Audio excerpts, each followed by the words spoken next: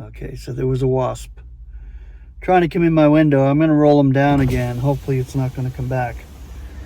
But they've been bad this year, especially, I don't know, maybe since it's been so hot and dry. But some years they're bad, and this is one of those years. I mean, they're in my backyard and everywhere. You can't really sit out and enjoy any kind of outdoors, not when they're flying around.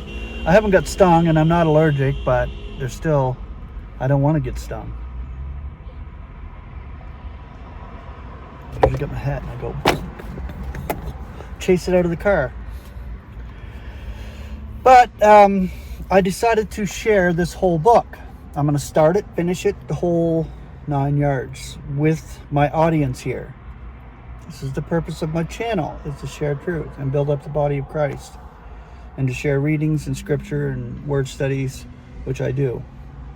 Only that God has commissioned me to do so, and called me to do so. And it's His word that gets through, Lord willing. I just love having this channel the way it is, because it's not over popular or any of that, and I don't need that. I don't need popularity in this world, because we shouldn't even think that way.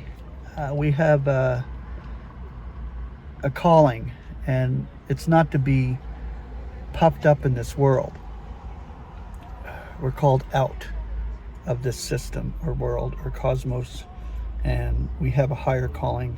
I stress that in my videos about our celestial calling, and it's so important to hold on to. This is our expectation, moment to moment, always moment to moment, and God has graced us with that. So yeah, I wanted to share this because John Essex is a tremendous writer, and I love all the writers, the concordant writers over the years. It's just been so awesome. So awesome. There's no words to explain it.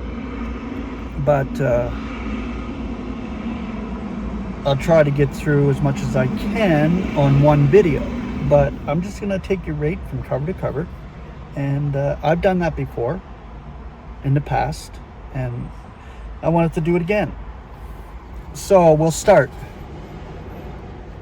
This is, by the way, Select Writings, Volume 1 by John H. Essex. And we have the contents, which I'll show you on camera. Hold it up here for a little bit so you can actually see what's in this for chapters. It's just a lot of treasure.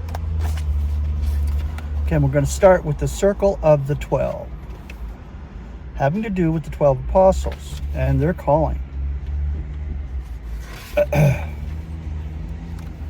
All right, there are many matters in God's Word which, though not directly connected with our salvation, are nevertheless interesting as subjects for study to the one who desires to be fully equipped, fitted out for every good act.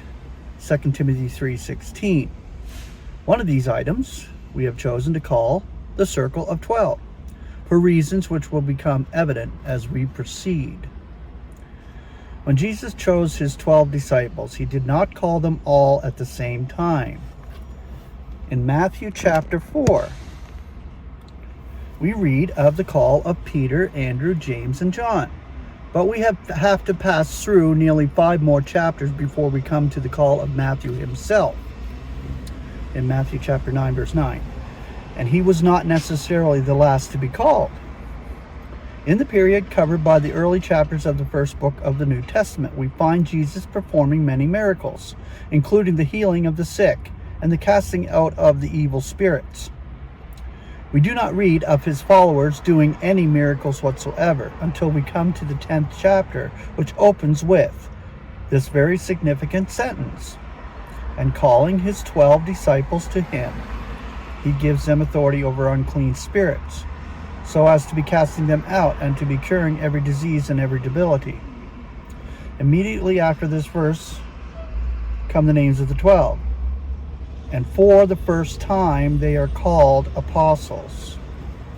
The Greek verb apostello means to send officially with authority for the execution of some task, or more simply to commission. And an apostle is one who has been so commissioned. And so we read in the next few verses, these 12 Jesus commissions, charging them, saying, you should not go off into the road of the nations, and into a city of the Samaritans you should not be entering, yet rather be going to the lost sheep of the house of Israel. Now go and be proclaiming, saying, the kingdom of the heavens has drawn near. Be curing the infirm, be rousing the dead, be cleansing lepers, be casting out demons. You got gratuitously, be giving gratuitously. Luke made it clear that when Jesus came to select the 12 out of the greater number, and then to name them apostles also, the 12 were selected all together and were commissioned together. And the Lord did this after a night throughout which he was in prayer of God. In Luke chapter 6, verses 12 through 16. Thus, though the 12 were called individually, they were chosen as a whole, and were commissioned to function as a whole.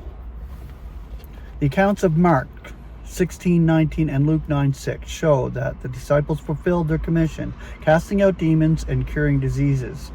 But what effect did the possession of these powers have upon them? It lifted them up beyond measure in their own estimations, so that they begin to dispute among themselves as to which would be the greatest in the kingdom.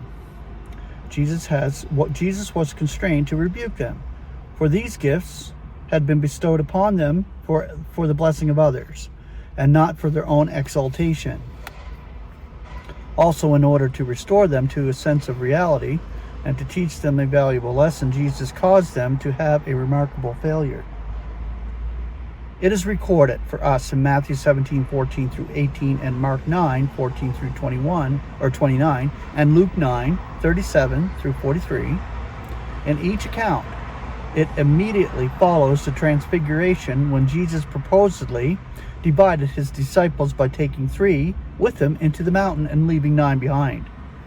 It was while Peter, James, and John were away that some or all of the remaining 9 were unable to cast out a demon from a man who was possessed. Jesus subsequently indicated that their failure was due to a lack of faith, but it was also an indication that their powers would only remain so long as the circle of the 12 was intact. At least, so it proved. For what happened when the circle was broken by the defection of Judas? Miracles and healings by the disciples abruptly ceased. Their bravery just as suddenly vanished, and fear fell upon them all. In the hour of their master's greatest trial, they forsook him and fled. Peter, who had just previously declared, if ever I must die with thee, I will in no circumstances be renouncing thee, Matthew 26:35, actually denied his Lord 3 times, and his lips were fouled with oaths and with cursings, Matthew 26:74. The crucifixion filled the disciples with despair, which is reflected in the words of the 2, who were joined by a stranger on the way to Emmaus. We expected that he is the one about to be redeeming Israel, but the Lord spent the period between his resurrection and his ascension in comforting them and in preparing them for a further ministry by promising that they should be obtaining power again at the coming on of the Holy Spirit, and that they should be his witnesses in Jerusalem, as well as in entire Judea and Samaria, and to the limits of the land. Okay, so we'll continue on with this book. So stay tuned.